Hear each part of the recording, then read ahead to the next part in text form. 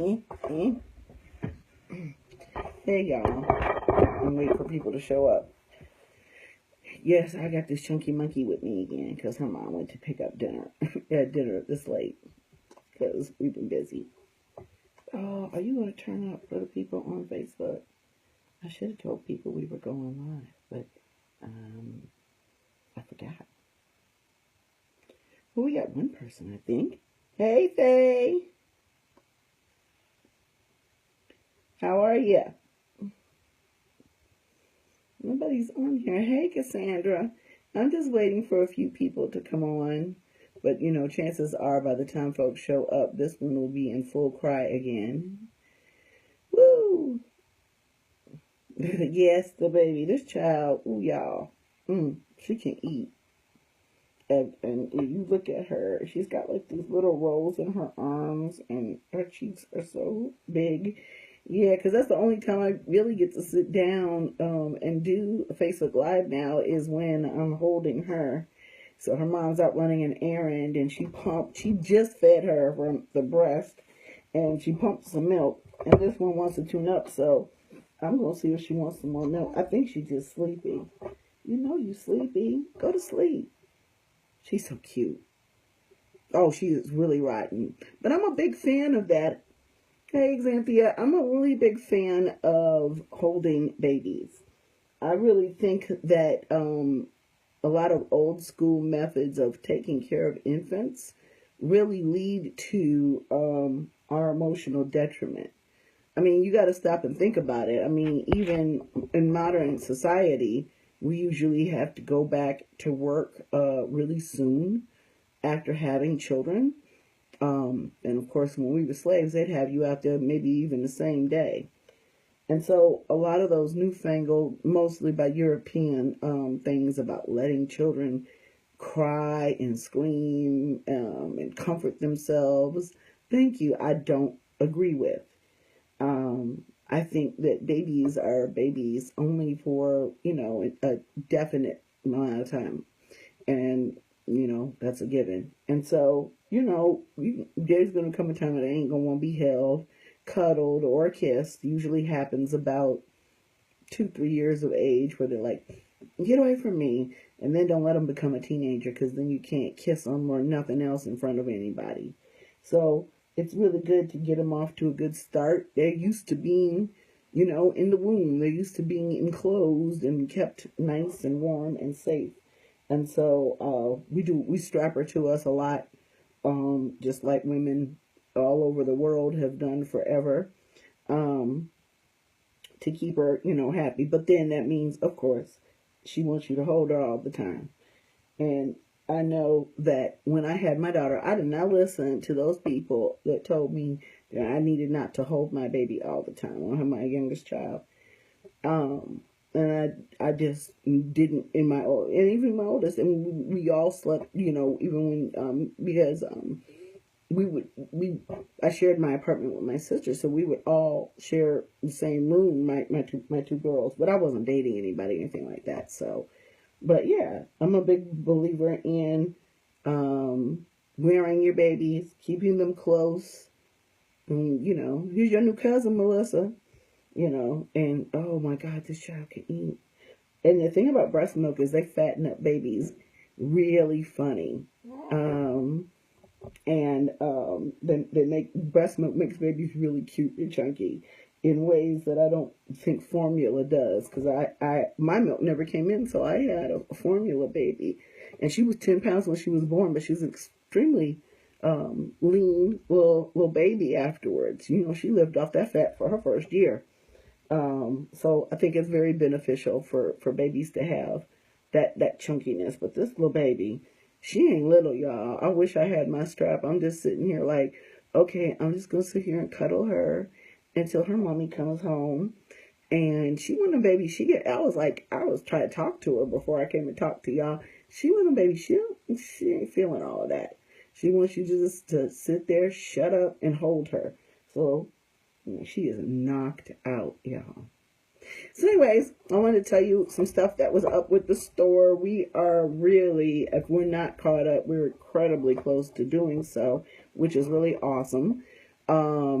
because I've been catching it ever since I got back from Haiti. Once you get behind the 8 ball with people who are supposed to help you and they don't, it's really hard to catch up. And plus, then the baby was born. And then Sanaya broke her collarbone. So there we go. So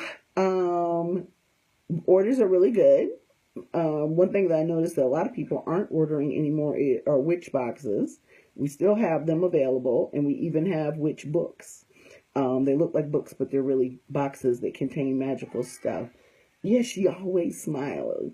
Yep, but she is just so happy and content. And she talks and she does unusual things that I've just not seen babies do. And I don't know if it's because it's been so long since I've had a baby or what, but the way she lifts and turns her head and stuff. And this girl ain't a month old yet. She turns a month old on July 4th. But she's this little baby's gonna be something. She's gonna be something else. I posted the soaps. So a lot of people have been asking me for a number of years, why don't I start making spiritual soap? And there are 2 schools of thought on spiritual soap. One of them is that because you rinse it off, it's not as effective. But I think that if you're scrubbing with this bar and herbs and roots in your body, that it is just as effective. So you definitely will have to rinse the soap off, but I still suggest that you air dry, and I still suggest that you take the bath to the crossroads. Last night I've been trying to do these flower crowns, and I found some really cool cone flowers. Not necessarily botanically correct or anything like that, but I found some and I made a crown. So if you guys haven't seen them, check my feed and let me know if you'd be interested in purchasing one. I'm hoping to maybe get a couple ready for Witch Fest. So the weekend of the 14th and the 15th, I will be at Witch Fest in New York City. I'm going to give talks on Voodoo 101 and Spellcasting 101. So people who are unfamiliar with either can come in and, have a short talk, answer lots of questions, and I'll be vending there. So shout out to Star Ravenhawk. If you ever see any of Star Ravenhawk's posts about Witch Fest and you're in New York, it's the place to be. It's the biggest, biggest pagan festival in New York City, I believe. And I'm excited that my daughter and I are going to head out there for the weekend, and we'll be vending out there. My youngest daughter will be vending with me. So if you guys are in the New York City area, please come and see me. Yes, the 14th and 15th of July. Well, it's effectively July tomorrow, I believe. So yes, it's going to be in New York City. You'll see me tagged in a lot of posts about it because I am a speaker. So yeah, come on through. I really would love to see you guys. Let me think. So July, August, I believe it's the 10th and possibly the 11th. I'm going to be at, and this, you have to pardon me, this nose ring sometimes itches. I'm going to be at the Detroit Folk Magic and Conjure Fest. Okay, Alicia, I'll see you there. So, hey Jennifer, I have to peep your videos after today's conversation. So, since I'm sitting here, I don't have much to talk about. We had to reorder candles once again. And we're out of calamus root, so y'all know. But that's really all I can think of to chat with y'all about. So, if you guys have any questions that you want to ask about magic, root work, classes, or products, go ahead and ask them. And you got me captive at least until my daughter gets back with the Chinese food, because this one ain't gonna let me go nowhere. I swear to God, if I went and put this child in the pack and play or in her little rocker thing, she gonna wake up right up and start screaming. And I'm hungry and I don't have time to deal with all that, so I'm just gonna hold her. She's heavy, y'all. I'm getting a workout. She really heavy, but at least she's asleep now because she was screaming a few minutes ago. Even though she had just ate and this bottle was full, and all she did was drink this little bit, maybe 5 milliliters out of it and pass back out, wasting good breast milk. Yeah, babies put you on lockdown. I was telling somebody, babies should make you able to get like some type of Like you go to because you're not disabled when you have kids, but you are definitely at a disadvantage.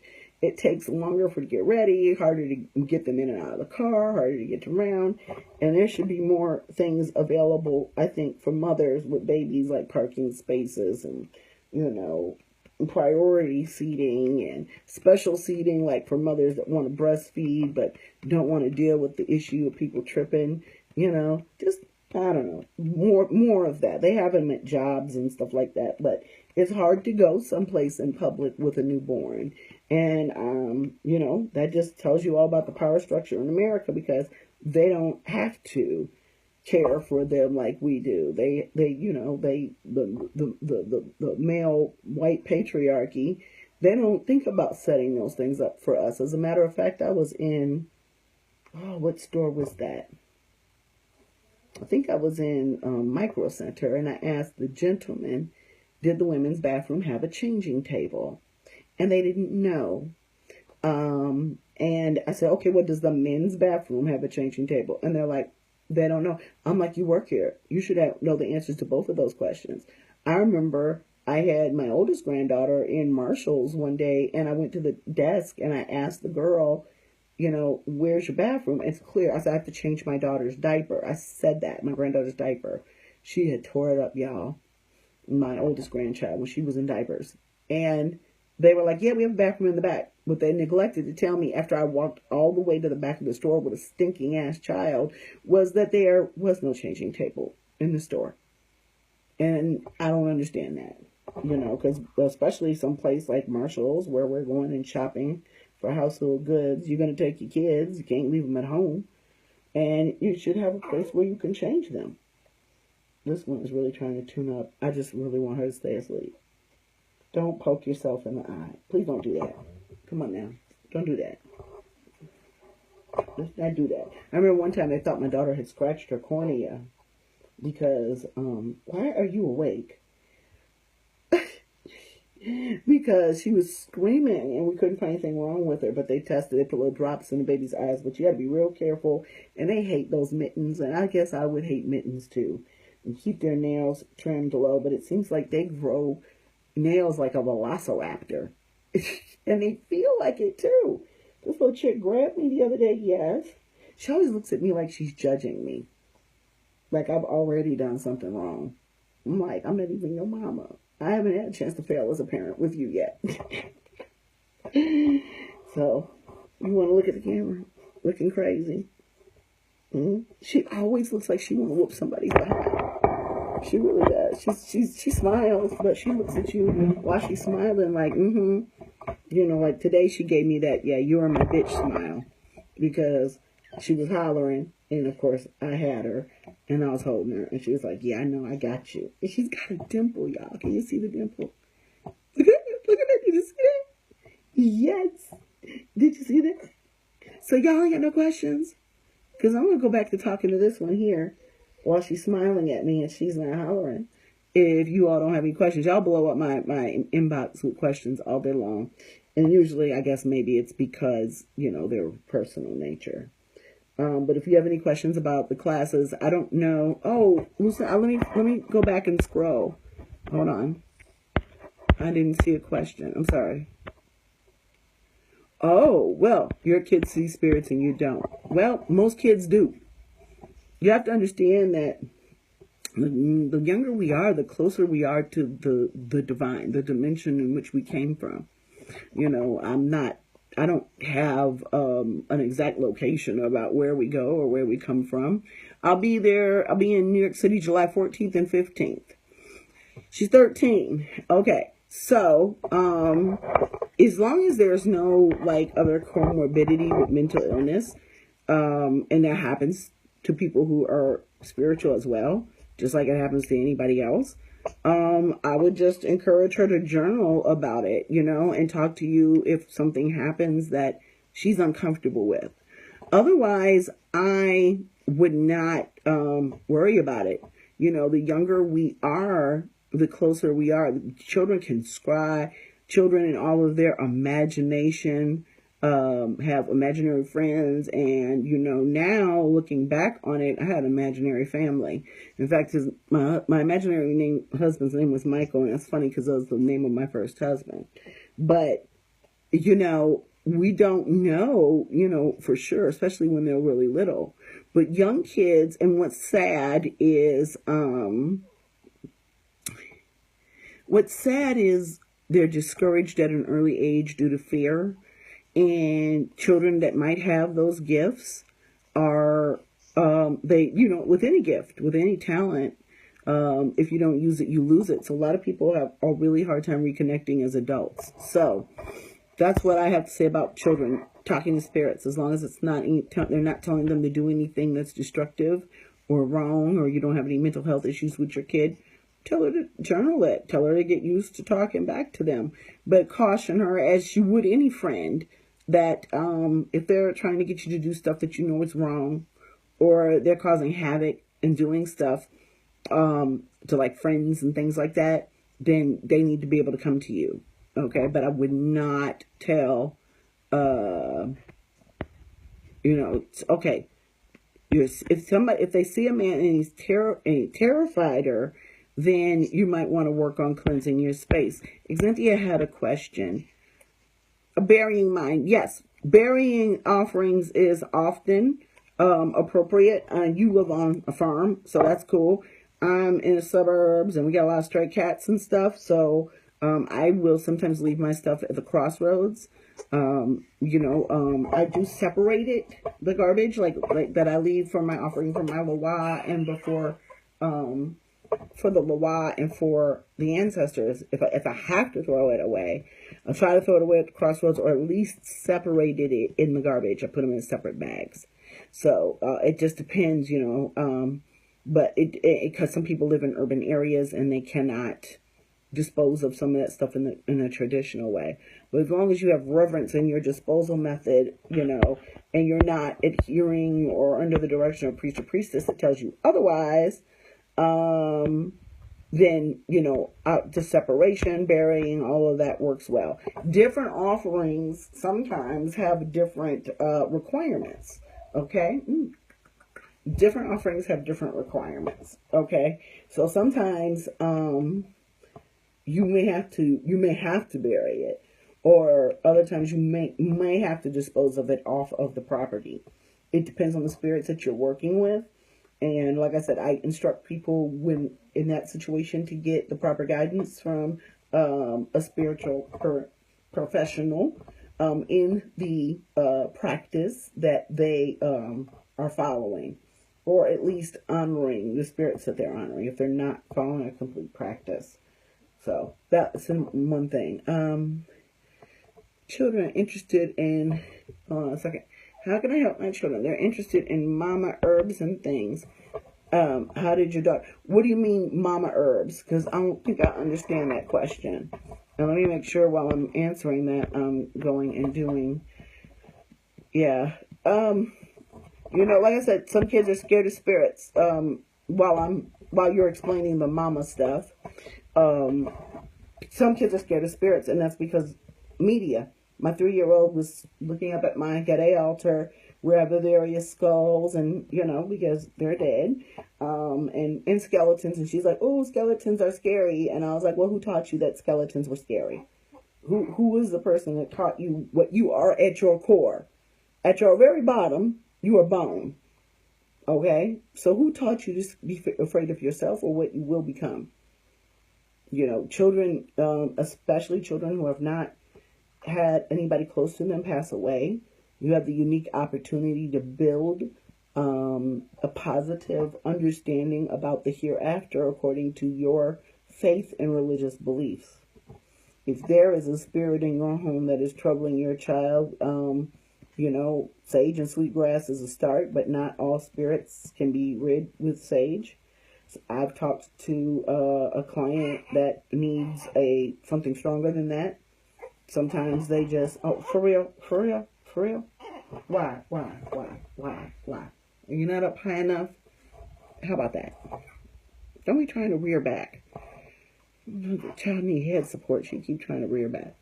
You want some more milk? Yeah, yeah. I know you probably do. I don't even know. I gotta get a scale. I don't have a scale because I don't know how much I weigh. Although I did lose 15 pounds this year. Come on, boo boo. Here, let go of the string. Here, let's try some more milk. If you are tuning out, no more milk. Here, no. Yes or no? No, you just gonna play with this. She's playing with my emotions, y'all. For real? No? Yes? You don't want this. Yeah, you do. She don't know what she wants. So, if a child's scared of a spirit, and you don't want the spirit around your children, you're gonna have to put up some protections and keep things cleansed and give your children cleansing baths and cleanse the space. Okay? So scrolling back down, Mama's Herbs. Tell them whatever you know. I mean, seriously.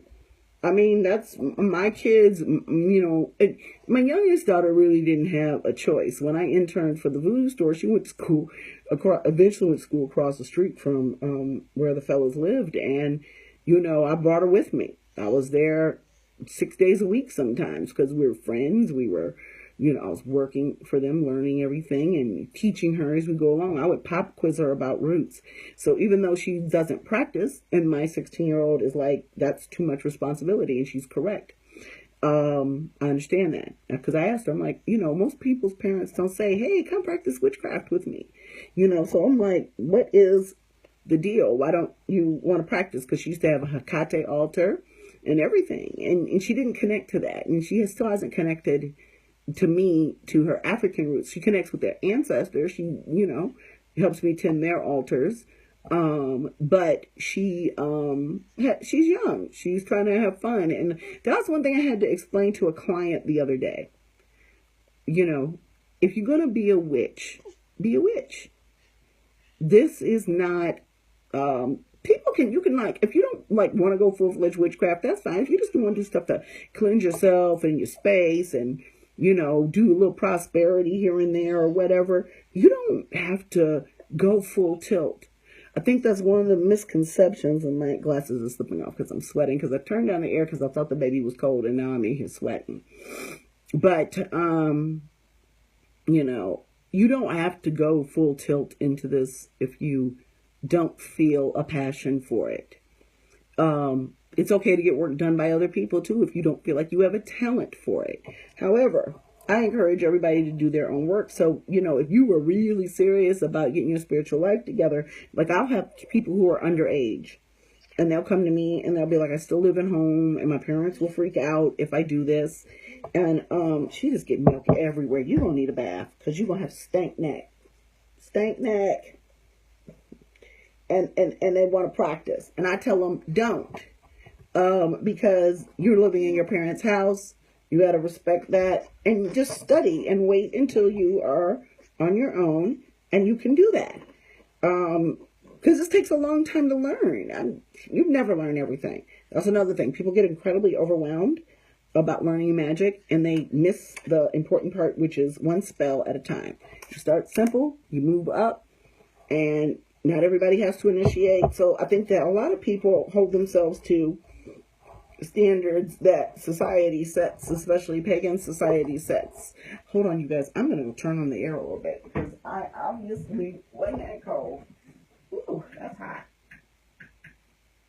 Come on. Okay. So in any case, I tell people this is really, the occult is really a grown folks exercise. I think that any religion or spiritual belief is a grown folks exercise. And I think it takes coming through some life experiences for you to make the right and best choice about your religion and your spirituality. That's why a lot of churches that I used to attend did not baptize children. My youngest daughter wanted to be baptized at age 3. I'm sure my oldest daughter was baptized by her birth family. So, do we want to do that with kids when they're so young? No, I like the way that churches do. They bless babies and then they wait, like Catholic Church waits for confirmation, get to a certain age, because every spirituality has morals, and it has guidelines. The voodoo has the reglement. And if someone is not mature enough to handle those types of obligations, hell, sometimes I don't think I'm mature enough to handle those types of obligations, then it's not a good idea for them. But you have to understand, root work is just as much about medicine as it is magic. And you can, I was baptized when I was older as well. I was 30 something. And then turned around and got pregnant out of wedlock. And I'm thinking, I think my friends told me I needed to be dumped again. For real? For real? For real? What's going on, boo? What's wrong? What's wrong with you? Huh, honey? Oh, I love it when you can hold them still with one hand. And this girl, that ain't for long. I have to hold her with two hands because she be tripping. She be trying to go somewhere. What? For real? Can we finish this? You see all the people? See all the people? So, in any case, it's good for you to take each child at their own pace. It's not good for anybody to force any kid into anything. Only rule we've ever had in our house is that you got to believe in something, And so my daughter believes in a creator, my youngest daughter, but my oldest daughter, she's like a natural for this. And, she likes to do stuff that helps people, that heal people. So teach the young people about the history. When you're asking you questions, now if you're doing some baneful magic and you cursing somebody and stuff, don't do that. Ooh, big burp. Did y'all hear that? Sure, like an old man, I promise. Like my daughter, she damn near, my youngest daughter, the child damn near set the house on fire when she was small, because she was burning a picture of a former friend. In fact, it was the only picture that she had. I said, you know what, y'all might be friends again. So, you might want to make a photocopy of that. But she set it on fire in a plastic garbage can. And I'm sure she watched me do some spell work while I was setting a petition paper or a picture or something like that on fire and got that idea. So you got to kind of watch them to make sure, like, I smelled a match lit in this root room today, and there was only my niece in here, and I was just like, did you light a match? And explained to her the dangers of doing so. She did. Of course, she said she didn't do it, and really can't accuse her of doing it because I got spirits that do strange things in this house. She said she didn't do it. She didn't do it. So, teach them about the medicine as well as the magic. That sounds like our food is here. It's about to get really noisy in this house, y'all. But answer their questions. Kids are just little adults, inexperienced people. That's all they are.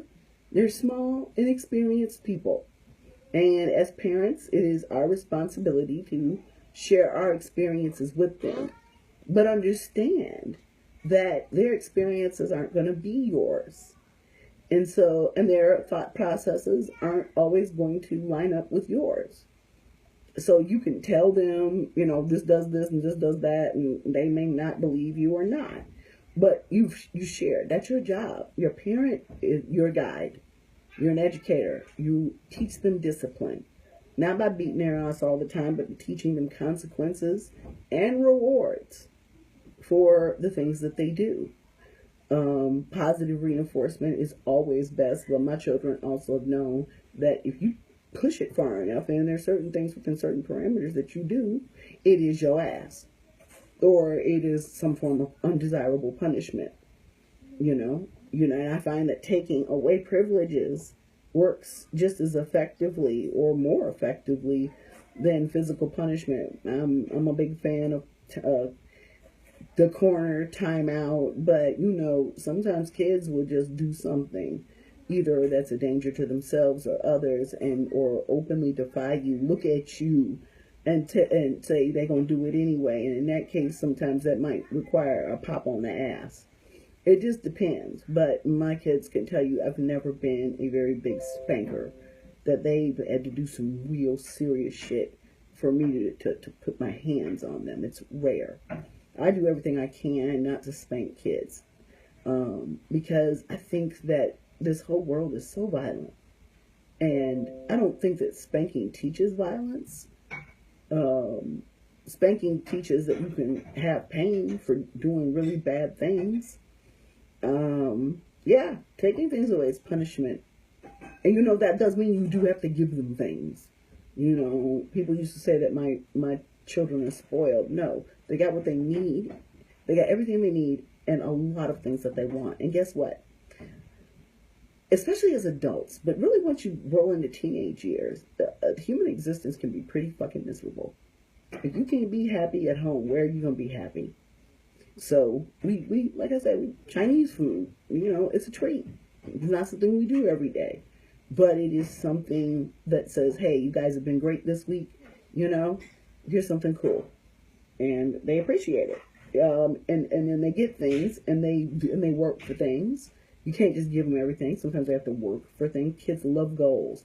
Those little chore charts. I used to do that with my daughters. I had a nanny that would come in the morning and in the afternoon, but between when I had to be at work and when day camp ended, and there was a list of what their responsibilities were as well as what the rules were in my absence. Put it up on the wall because I'm trying to hear folks arguing and I don't like to come home into the house and hear people tricking on each other and stuff like that. So, guidance, education, if you lack education, your kid's going to lack education. So learn with your kids. And so that's my advice to anybody. If they're asking about the roots, this is root work. Like I said, this is when I tell people that this is life. Okay? For me, this is life. Okay? She is a cuddle bar chunker. And so it's a way of life. My mom says voodoo's not a religion, it's your way of life. So if this is your way of life, you gotta tell your kids what you're doing.